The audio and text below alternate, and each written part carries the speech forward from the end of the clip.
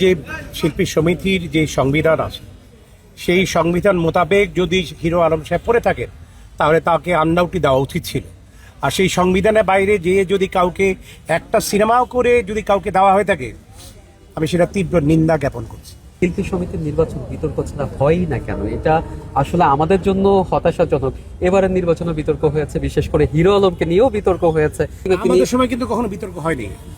2011 আমি ওই সময় জেনারেল সেক্রেটারির জন্য করি, আমাদের সময় কিন্তু বিতর্ক হয়নি।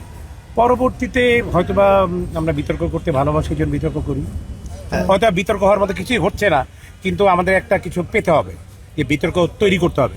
That's what we are doing. ভাই, আপনি যদি বিরক্ত না হন, আপনাকে একটা প্রশ্ন করতে হয়, কারণ আপনি ইন্ডাস্ট্রির একটা পিলার এবং কিংবদন্তি একজন অভিনেতা। আপনার একটা কিংবদন্তি কিনা যায় না, তবে আমি ইন্ডাস্ট্রির সাথে আমি নিয়ার অ্যাবাউট 86 থেকে আছি। বর্তমানে যে বিতর্কটা চলছে, হিরো আলম বারবার বলছেন যে আমি 7টা সিনেমা করেছি, তারপর আমাকে সদস্য পদ দেওয়া হলো না কেন? অনেকে 1-2টা সিনেমা করেও সদস্য পদ পাচ্ছে, আবার অনেকে সিনেমাই করে নাই। আমাদের যে শিল্পী সমিতির যে সংবিধান আছে সেই সংবিধান মোতাবেক যদি হিরো আলম সাহেব পড়ে থাকেন তাহলে তাকে আন্ডাউটি দেওয়া উচিত ছিল। আর সেই সংবিধানের বাইরে যেয়ে যদি কাউকে একটা সিনেমাও করে যদি কাউকে দেওয়া হয়ে থাকে, আমি সেটা তীব্র নিন্দা জ্ঞাপন করছি।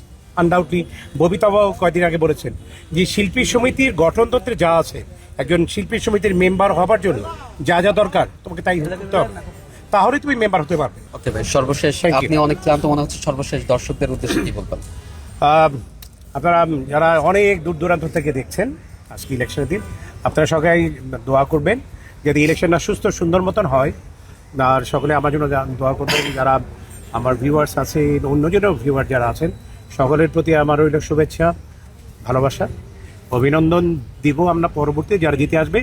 তবে যারা জিতবে তাদের প্রতি থাকছে জানি শুধু চলচ্চিত্র শিল্পী সমিতির সংরক্ষণই নয়, শিল্পী সমিতির যারা সদস্য আছে শুধু তাদের স্বার্থ সংরক্ষণই না, পাশাপাশি চলচ্চিত্রের সার্বিক দিকগুলো যাতে চলচ্চিত্রকে সার্বিক দিকে এগিয়ে নিয়ে যাওয়া যায়, সেদিকে আপনারা কোনো রকম সুযোগ থাকলে সেদিকে পদক্ষেপ নেওয়া উচিত।